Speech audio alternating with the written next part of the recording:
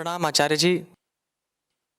पहले तो मैं स्त्रियों से बहुत आसक्त रहता था, लेकिन जब से आपका एक वीडियो देखा जिसमें आपने कहा था इतिहास में जो वीर महिलाएं रही हैं, जैसे रानी लक्ष्मीबाई, मैडम मैरी क्यूरी, तो तुम्हारे मन में वह क्यों नहीं छा पाती? तब से मन में चयन के प्रति कुछ स्पष्टता आई है, लेकिन ये समझ नहीं आ रहा इसको प्रैक्टिकली जीवन में कैसे उतारूं। कृपया समाधान बताएं। नहीं, अपने आसपास आप वही तो देखोगे ना जो आपने अपने आसपास इकट्ठा कर लिया है। आप किसी बाग में चले जाइए, अपने आसपास आप क्या पाओगे? पेड़ पौधे, फल फूल कलियां। अब ये पेड़ पौधे फल फूल कलियां जबरदस्ती थोड़े ही आपके आसपास आ गए हैं। ये आपके आसपास इसलिए हैं क्योंकि आपने इनका चयन करा। आपने चुनाव करा कि आप ऐसी जगह जाओगे जहां आपके आसपास फल फूल पेड़ पौधे कलियां इत्यादि होंगे, तो आपको अपने आसपास दिखाई दे रहे हैं। अब आप चुनो कि आपको बाग में जाना है, और बाग में जाने के बाद आप बोलो कि मुझे यहां पर लैपटॉप्स क्यों नहीं दिखाई दे रहे, या हाईवे क्यों नहीं दिखाई दे रहा, या फैक्ट्रियां क्यों नहीं दिखाई दे रही। तो मैं क्या पूछूंगा? मैं कहूंगा भाई वही तो दिखाई देगा ना जो तुमने देखने के लिए चुना है। इसी तरीके से आप चले जाइए मच्छी बाजार में, तो आपको वहां अपने आसपास क्या दिखाई देगा? अब मछलियां क्या कूद कूद कर आई हैं आपकी चेतना पर आक्रमण करने के लिए? क्या मछलियों ने निश्चय किया था, कसम खाई थी कि वो आज आपकी इंद्रियों पर हमला बोल देंगी और आपके आसपास दिखाई देंगी? कहिए, आपको मछलियां क्यों दिखाई दे रही हैं? क्योंकि आपने अपने आप को ऐसी जगह पर रख दिया है जहां जिधर भी देखोगे क्या दिखाई देना है। अब आपने अपने आप को मछली बाजार में बैठा दिया हो। और याद रखिएगा, यह सब हमेशा चुनाव होता है। कोई ये ना कहे कि मैं क्या करूं, मैं तो फंसा हुआ हूं, मैं क्या करूं, मैं तो पैदा ही मच्छी बाजार में हुआ हूं, या मैं तो पैदा ही बाग में हुआ हूं। पैदा कौन कहां होता है इस पर मैं मानता हूं किसी का अख्तियार नहीं होता, लेकिन भाई पैदा हुए अब बहुत समय बीत गया। यहां कौन बैठा है नन्हा मुन्ना? अब तो आप लोग सब वयस्क हैं ना, सबके पास ताकत है, सबके पास चेतना है, अतः सबके पास चुनाव है। आप अगर बाग में हो तो यह आपका चुनाव है, और आपको अगर अपने आसपास मरी सड़ी गली कटी मछलियां ही मछलियां दिखाई दे रही हैं तो यह भी आपका चुनाव है। समझ में आ रही है बात? अब प्रश्नकर्ता कह रहे हैं कि भाई मैं अपने आसपास देखता हूं तो मुझे ना तो कोई सरोजनी नायडू दिखाई देती है, ना लक्ष्मीबाई दिखाई देती हैं, ना मारी क्यूरी दिखाई देती हैं।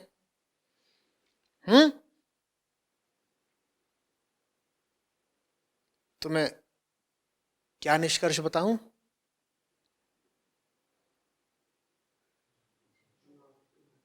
आपका चुनाव है कि आपने अपने आप को ऐसे माहौल में रखा हुआ है जहां पर आपको उदात्त चरित्र की स्त्रियां दिखाई ही नहीं दे रही। और मैं एक बात की इसमें चेतावनी दिए देता हूं, तुमको अगर अपने आसपास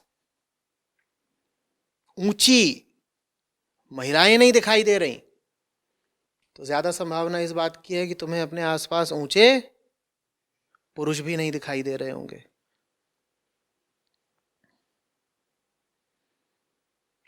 अब सवाल तुम्हारे ऊपर है, तुमने अपने आप को ऐसे माहौल में क्यों रखा हुआ है जहां आसपास ऊंचाई है ही नहीं।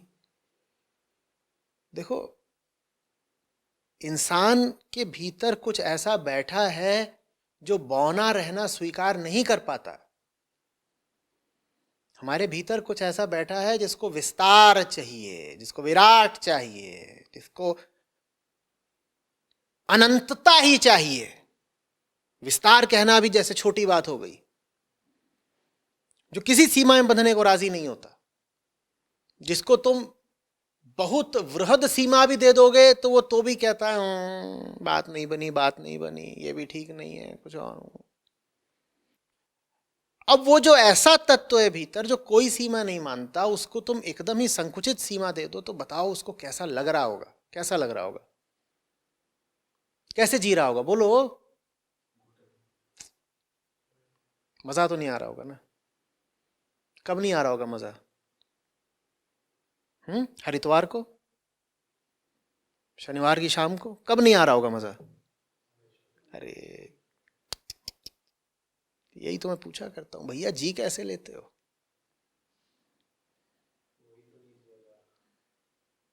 तेरे बिना जिया जाए ना,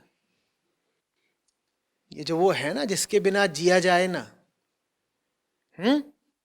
उसी की सत्ता को स्वीकार करना और फिर उसी पर अपना सब कुछ निछावर कर देना, आत्मोत्सर्ग कर देना, यही अध्यात्म है। याद है?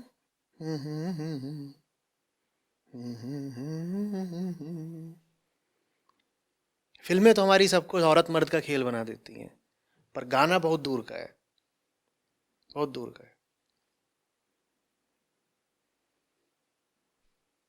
तेरे बिना बिन तेरे साजना,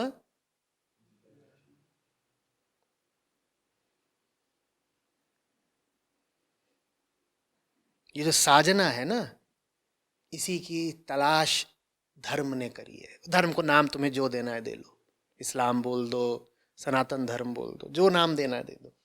हर धर्म उसी तलाश का, उसी के प्रेम का और उसी के विरह का विज्ञान है, जिसको इस गीत में कह रहे हैं तेरे बिना जिया जाए ना। और हैरत की बात यह कि जिधर देखो उधर सब ऐसे ही हैं, जिनको वो मिला हुआ नहीं है, लेकिन सब जिए जा रहे हैं। कैसे जिए जा रहे हैं भाई? जी कैसे लेते हो?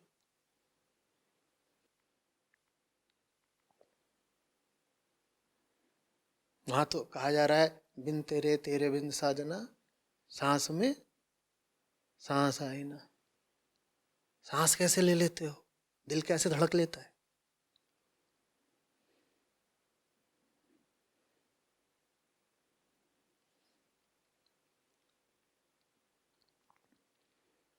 बाइबल से एक उल्लेख है। जीसस कहते हैं जहां पर भी 8-10 बैठकर मेरी बात कर रहे होते हैं वहां मैं हूं। यही बात रामचरितमानस में भी है कि जहां राम कथा गाई जा रही है राम वहीं है, तुम कहां हो?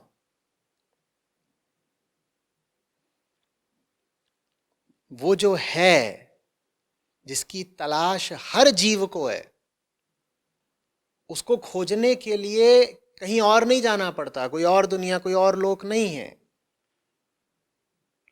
बस अपने आप को ऐसा माहौल दे देना होता है जहां 8-10 ऐसे हों जो उसका जिक्र करते हो।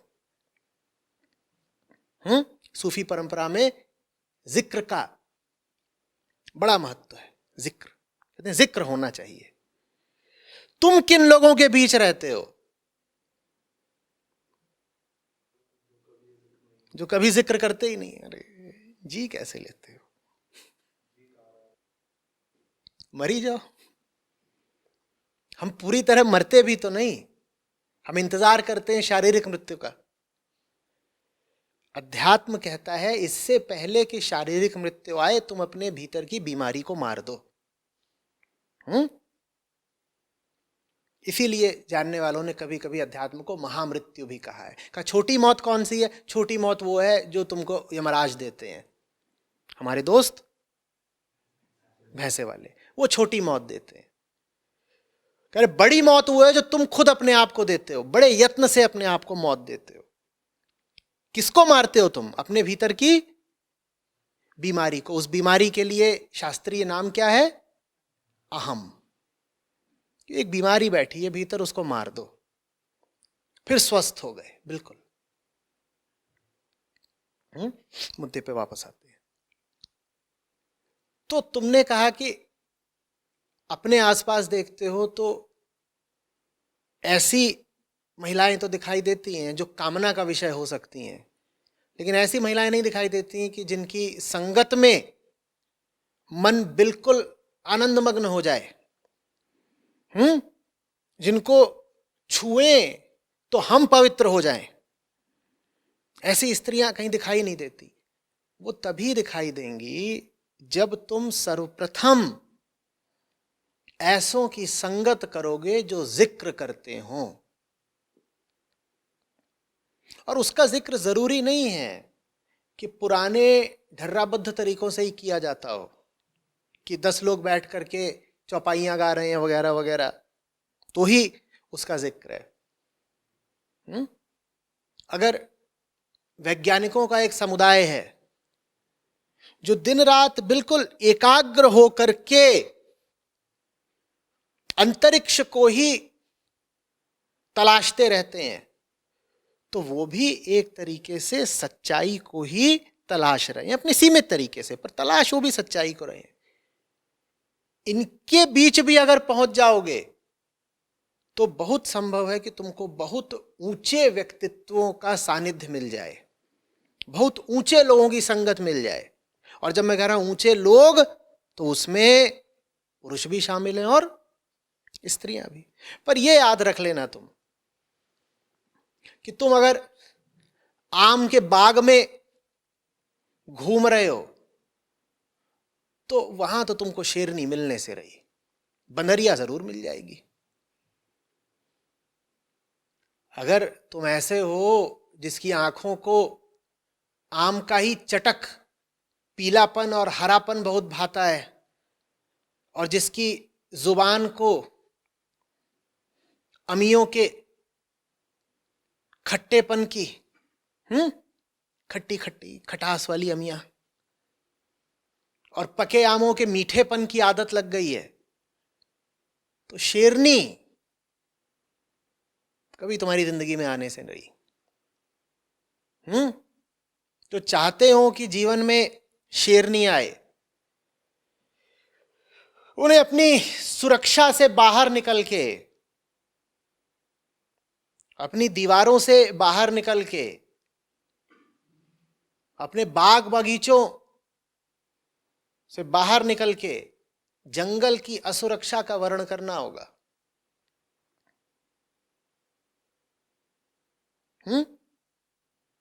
बाग में बनरिया मिल जाएगी, और ज्यादा अगर तुम रूप लावण्य के दीवाने हो तो तितली भी मिल जाएगी। हम कहते भी तो यही है, कोई बन गई प्रेयसी तो उसका नाम मेरी तितली। कौन कहना चाहता है कि मेरी शेरनी? अरे भैया, शेरनी। लेकिन रानी लक्ष्मीबाई का तुमने नाम लिया, वो तो तितली किसी कोण से नहीं थी, शेरनी जरूर थी। शेरनी कहां मिलेगी? जंगल में। जंगल का मतलब समझ रहे हो ना? ये जो मानवकृत व्यवस्था है जिसमें सब तरह की सुरक्षा है, इससे थोड़ा बाहर जाना पड़ेगा, थोड़े खतरे उठाने पड़ेंगे। बहुत लोग रुष्ट होंगे, उनके गुस्से को नजरअंदाज करना पड़ेगा। अपनी भी प्रतिष्ठा पर, सुविधाओं पर, मानसिक धारणाओं पर, हो सकता है शारीरिक सुरक्षा पर भी आंच आए, वो सब झेलने के लिए तैयार रहना होगा। बड़ी किस्मत की बात होती है कि जिंदगी में कोई भी ऐसा मिल जाए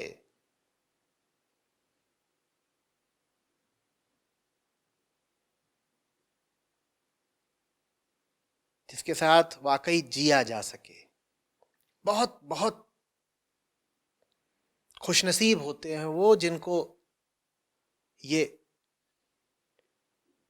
सौगात नसीब होती है, वरदान है। और खुशनसीबी थोड़ा भ्रमित करने वाला शब्द है, क्योंकि ये बात वास्तव में नसीब की नहीं, साधना की है, श्रम की है, चुनाव की है। तुम्हें चुनना पड़ता है। थोड़ी देर पहले हम बात कर रहे थे ना कि कृष्ण तो सबके थे, पर अर्जुन अकेले थे जिन्होंने उन्हें चुना। उपनिषद भी बड़ी साफ बात करते हैं। वो कहते हैं ये जो सत्य है, ये जो आत्मा है, ये ना तो बहुत पढ़ने वालों को मिलती है, न बहुत सुनने वालों को मिलती है, न उनको मिलती है जो बहुत विधियां आजमा लेते हैं, न उनको मिलती है जिन्होंने बड़ा ज्ञान अर्जित कर लिया होता है। और फिर जैसे हम सबको चिढ़ाते हुए बोलते हैं उपनिषद कि आत्मा तो बस उनको मिलती है जो इस आत्मा को चुनते हैं। और वो एक ही बात है। उसको ऐसे भी कह सकते हो कि आत्मा ने, माने सच्चाई ने, माने ऊंचाई ने तुमको चुन लिया, या ये कह सकते हो कि तुमने उसको चुन लिया। मैं ये कहना पसंद करता हूं कि तुमने उसको चुन लिया। क्यों? क्योंकि वो तो अपनी ओर से कभी भेदभाव करता नहीं ना। हम कैसे उस पर यह इल्जाम लगा दें कि उसने हमें नहीं चुना? वो तो सबका है, तो वो तो सबको चुने ही बैठा है। चुनने में कोताही, चुनाव में भूल तो हमेशा हमारी ओर से होती है। तुम चुनो ना। और कभी ये मत कहना कि मुझे अपने आसपास सही लोग दिखाई नहीं देते। तुम्हें अगर अपने आसपास सही लोग दिखाई नहीं दे रहे तो इसका मतलब तुम सही नहीं हो। तुम्हें अपने आसपास वही लोग तो दिखाई देंगे ना जिनको तुमने चुना है। गोता मार रखा है समुद्र में, तो क्या अपने आसपास हाथी दिखाई देंगे? क्या दिखाई देंगी? मछलियां। क्योंकि भाई तुम्ही ने तो गोता मार रखा है। अब तुम पानी के नीचे हो और शिकायत करो कि यहां पर हाथी हथनी क्यों नहीं मिल रहे मुझको, तो ये बड़ी व्यर्थ की शिकायत हो गई ना। बंजर रेगिस्तान में तुम घर बना लो और फिर शिकायत करो कि पीपल, बरगद, आम, जामुन, अमरूद कहीं नजर नहीं आ रहे। तो जिससे शिकायत करोगे वो पूछेगा ना कि भैया तुमसे किसने कहा था रेगिस्तान में बसने को?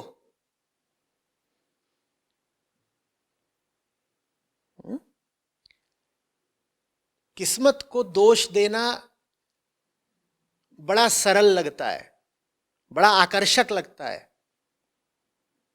कि मैं क्या करूं, मुझे तो जिंदगी में सही लोग ही नहीं मिले। मैं क्या करूं, मुझे तो जिंदगी में सही संगति ही नहीं मिली। दो बातों पर विचार कर लीजिएगा, दो सवाल अपने आप से पूछ लीजिएगा। पहली बात, अगर आपको सही संगति मिली नहीं तो क्या आपने ये काबिलियत दर्शाई कि आपको सही संगति मिले? ईमानदारी से बताइएगा। और दूसरा सवाल और ज्यादा खतरनाक है, दिल थाम के बैठिए। दूसरा सवाल यह है कि सही संगति जब आपको मिली भी तो क्या आपने उसकी कद्र करी, या आप उसे ठुकरा करके आगे बढ़ गए? एक बदकिस्मती तो यह होती है कि सच्चा साथी मिला नहीं, और उससे बहुत बहुत बड़ी और भयावह बदकिस्मती यह होती है कि मिला और हमने उसका मूल्य नहीं किया, उसकी कद्र, उसकी इज्जत नहीं करी।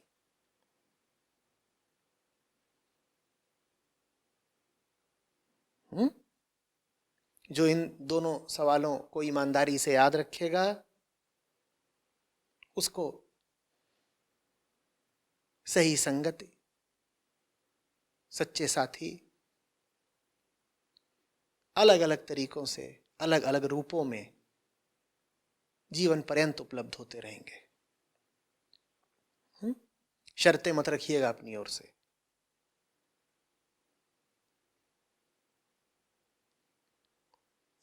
सही संगति जरूरी नहीं है कि उसी रूप में आए जिस रूप में आपकी कामना है। वो जिस भी रूप में आए उसे स्वीकार करना होगा, उसे सम्मान देना होगा। आपकी शर्तों में बंध कर नहीं उतरेगा सत्य आपके लिए, आपको उसकी शर्तें माननी पड़ेंगी। और आप अगर अपनी शर्तें ही ऊपर रख रहे हैं, आप अगर अभी सत्य की शर्तें मानने के लिए स्वीकार नहीं है, तो आपको आपका अहंकार मुबारक हो।